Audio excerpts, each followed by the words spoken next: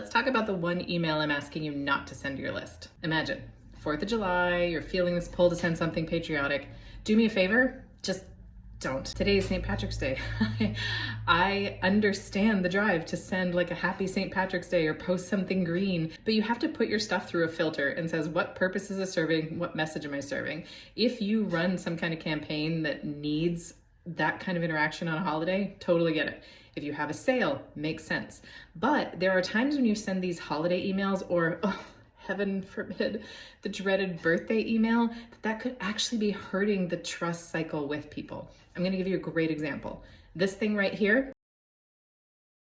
Mother's Day is one of those holidays that might actually cause negative feelings, and you don't want your brand to be associated with negative feelings. If you have a client base that does not celebrate St. Patty's Day and has no interest in it or has a bad association with it, if it doesn't serve a business purpose for a sale, don't send it. For birthday celebrations, family, friends, people like that, they absolutely want to wish you a happy birthday, but when a business does, it doesn't feel authentic. It feels like something's automated and it's checking a box, and you never want to be that business. Comment below with the one email that you wish people would stop sending.